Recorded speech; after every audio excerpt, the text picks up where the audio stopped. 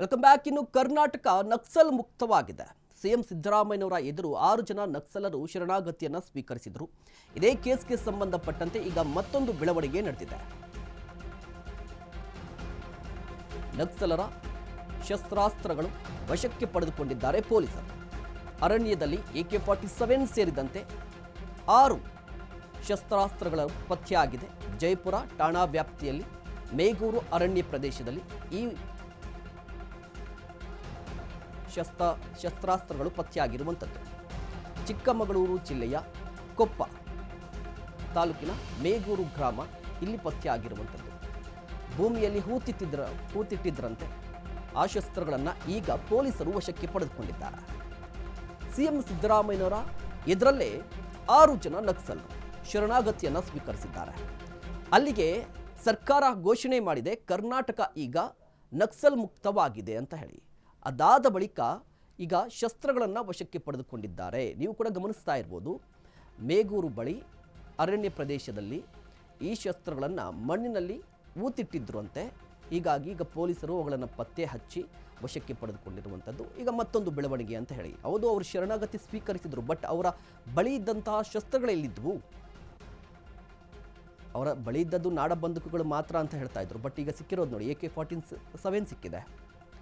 ಅಂದರೆ ಇಂತಹ ಶಸ್ತ್ರಗಳು ಕೂಡ ಇನ್ನೂ ಇರಬಹುದು.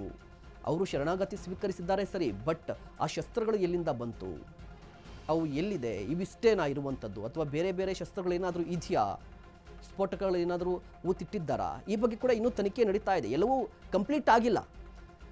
ಶರಣಾಗತಿ ಸ್ವೀಕಾರ ಮಾಡಿದ್ದಾರೆ ಅಂತ ಹೇಳಿದ್ರೆ ಕಂಪ್ಲೀಟ್ ಆಗಿಲ್ಲ, ಮುಂದುವರೆದಿದೆ, ತನಿಖೆ ಕೂಡ ಮುಂದುವರೆದಿದೆ. ಆ ತನಿಖೆಯ ಹಾದಿಯಲ್ಲಿ ಈಗ ಈ ಶಸ್ತ್ರಗಳು ಕೂಡ ಸಿಕ್ಕಿರುವಂಥದ್ದು ನೀವು ಕೂಡ ದೃಶ್ಯಾವಳಿಯಲ್ಲಿ ಗಮನಿಸ್ತಾ ಇರ್ಬೋದು. ಚಿಕ್ಕಮಗಳೂರು ಜಿಲ್ಲೆಯಲ್ಲಿ ಮೇಗೂರು ಅರಣ್ಯ ಪ್ರದೇಶದಲ್ಲಿ ಈ ಶಸ್ತ್ರಗಳನ್ನು ಹೂತಿಟ್ಟಿದ್ರಂತೆ. ಈಗ ಅವುಗಳನ್ನು ವಶಕ್ಕೆ ಪಡೆದುಕೊಂಡಿದ್ದಾರೆ ಪೊಲೀಸರು.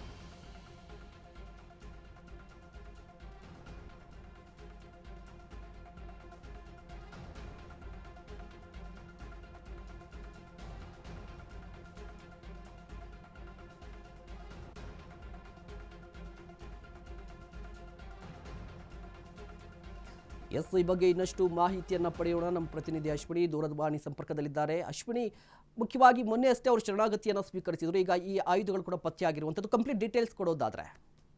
ಹೌದು ಮಹೇಶ್, ಏನು ನಕ್ಸಲರ ಶರಣಾಗತಿ ಬಳಿಕ ಅವರ ಶಸ್ತ್ರಾಸ್ತ್ರ ಎಲ್ಲಿರ್ಬೋದು ಅನ್ನೋ ಕುರಿತಾಗಿ ಅಧಿಕಾರಿಗಳು ತನಿಖೆಯನ್ನ ಕೂಡ ನಡೆಸ್ತಾ ಇದ್ರು. ಆಮೇಲೆ ಚಿಕ್ಕಮಗಳೂರಿನ ಕಾಡಿನಲ್ಲಿರುವಂತಹ ಕೆಲವು ಅವರು ನಕ್ಸಲ್ ಓಡಾಡಿರುವಂತಹ ಸ್ಥಳಗಳಲ್ಲಿ ಹುಡುಕಾಟ ಕೂಡ ನಡೆಸಲಾಗಿದೆ ಅಂತ ತಿಳಿದು ಬಂದಿದೆ. ಇನ್ನ ಜಯಪುರ ಪೊಲೀಸ್ ಠಾಣಾ ವ್ಯಾಪ್ತಿಯ ಮೇಗೂರು ಅರಣ್ಯ ಕಿತ್ತಲೆ ಸಮೀಪದಲ್ಲಿ ನಕ್ಸಲರ 6 ಬಂದೂಕು ಪತ್ತೆಯಾಗಿದೆ, ಮದ್ದುಗುಂಡುಗಳ ವಿವರ ಕೂಡ ಪತ್ತೆಯಾಗಿದೆ ಅಂತ ಹೇಳ್ಬೋದು ಮಹೇಶ್. ಧನ್ಯವಾದ ಅಶ್ವಿನಿ ತಮ್ಮೆಲ್ಲ ಮಾಹಿತಿಗಾಗಿ.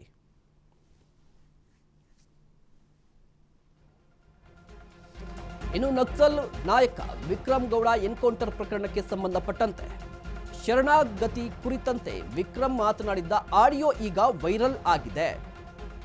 ಶರಣಾಗತಿಗೆ ಒಪ್ಪಿರಲಿಲ್ವಂತೆ ನಕ್ಸಲ್ ನಾಯಕ ವಿಕ್ರಮ್ ಗೌಡ. ಶರಣಾಗತಿ ಅಂದ್ರೆ ದ್ರೋಹ ಅಂತ ಹೇಳಿದ್ರು ನಕ್ಸಲ್ ನಾಯಕರಾಗಿರುವಂತ ವಿಕ್ರಮ್ ಗೌಡ ಅವರದ್ದು ಎನ್ನಲಾಗ್ತಾ ಇರುವಂತ ಆಡಿಯೋ ಈಗ ವೈರಲ್ ಆಗಿದೆ.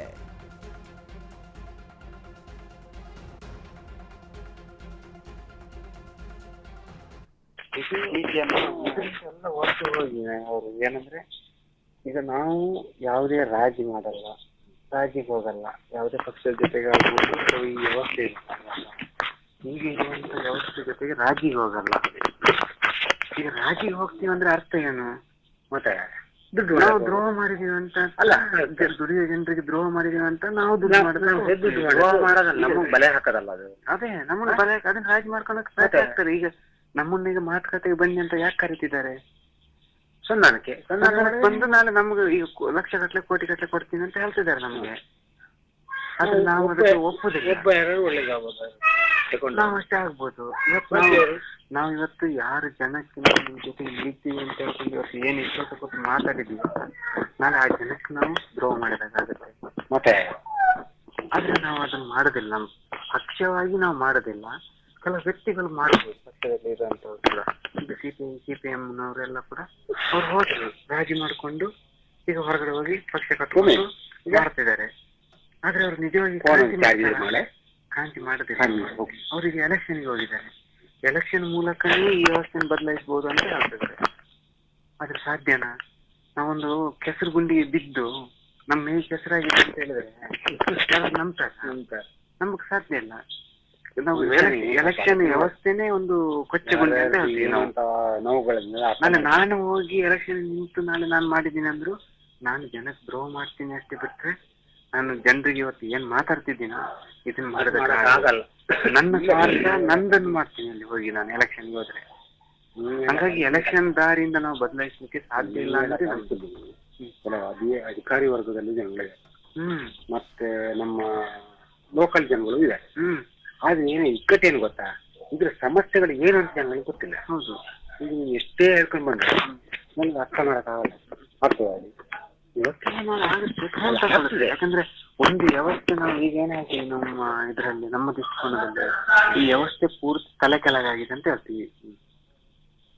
ಅಂತ ಮಟ್ಟಕ್ಕೆ ಹೋಗಿದೆ. ಅದನ್ನ ಸರಿ ನಿಲ್ಸಬೇಕಂದ್ರೆ ಕಷ್ಟಪಡ್ಬೇಕು. ಹಂಗಾಗಿ ಎಷ್ಟೋ ಕಷ್ಟ ಪಡ್ಬೇಕು. ಈಗ ಒಂದು ತಾಯಿ ಒಂದ್ ಮಗುವಿಗೆ ಜನ್ಮ ಕೊಡ್ಬೇಕಂದ್ರೆ ನೋವನ್ನು ಎಷ್ಟು ಅನ್ಭವಿಸಲ್ಲ. ಆ ನೋವನ್ನು ಅನ್ಭವಿಸುವಂತ ತಾಯಿಗೆ ಗೊತ್ತು ಏನು ಗೊತ್ತಾಗಲ್ಲ. ಅಂದ್ರೆ ಆ ರೀತಿಯ ಕಷ್ಟ ನಾವು ಒಂದು ವ್ಯವಸ್ಥೆಯನ್ನು ಬದಲಾಯಿಸ್ಬೇಕಂದ್ರೆ ನಾವು ಈಗಾಗಲೇ ನಮ್ಮ ಸುಮಾರು ಜನ ನಮ್ಮ ಸಂಗಾತಿಗಳನ್ನು ನಾವು ಕಳ್ಕೊಂಡಿವಿ. ಈದಲ್ಲಿ ಆಜಿಮ ಪಾರ್ವತಿ ಇರ್ಬೋದು, ಈಗ 10-16 ಜನ ನಾವು ಕಳ್ಕೊಂಡಿವಿ. ಹೌದು, ಒಂದು ವ್ಯವಸ್ಥೆಯನ್ನು ಬದಲಾಯಿಸ್ಬೇಕಂದ್ರೆ ಇವತ್ತು ಒಂದನ್ನು ಕಳ್ಕೊಳ್ಳದೆ ಒಂದನ್ನು ಪಡ್ಕೊಳ್ಳೋಕೆ ಸಾಧ್ಯನೇ ಇಲ್ಲ. ಸರ್ಕಾರನೇ ಡಿಪಾರ್ಟ್ಮೆಂಟ್ ಸಂಬಳ ಕೊಟ್ಟು ನನಗೆ ಜಾಬ್ ಕೊಡ್ತೀನಿ ಅಂತ ಹೇಳ್ಬೋದು ಕಳ್ಕೊಂತಾರೆ. ಮಾಡ್ತೀರಿ ನಾನು ಹೇಳದಿಲ್ಲ. ಒಂದು ಪ್ರಶ್ನೆ ನಾನು ಹೇಳಿದೆ ಮಾತ್ರ, ನಿಮ್ಗೆ ಇಷ್ಟೆಲ್ಲ ಕಷ್ಟಪಡ್ತೀರಿ, ನಿಮಗೆ ನೇರವಾಗಿ ಇಷ್ಟು ಖರ್ಚು ವೆಚ್ಚದ ಬಗ್ಗೆ ಮತ್ತೆ ಸಲಕರಣೆ ಎಲ್ಲದು ನಂಗೆ ಗೊತ್ತದು. ಅದಕ್ಕೆ ಯಾರು ನಿಮ್ಮಿಂದನೇ ಮಾಡ್ತೀನಾರ? ಇಲ್ಲ, ಎಲ್ಲ ಜನ ಅಲ್ಲ, ಹಂಗಲ್ಲ, ನಿಮ್ಮ ಮೇಲಿಂದನೇ ಬರ್ಬೋದು. ಮೇಲಿಂದ ಎಲ್ಲಿ ಬರಕ್ ಸಾಧ್ಯ ಇಲ್ಲ. ನಮ್ ಮೂಲ ಇಲ್ಲಲ್ಲ, ಹಣಕಾಸಿನ ಮೂಲ ಮೇಲೆ ಇಲ್ಲ. ಮೇಲೆಗೆ ಏನು ಒಂದು ಸ್ಕ್ವಾಡ್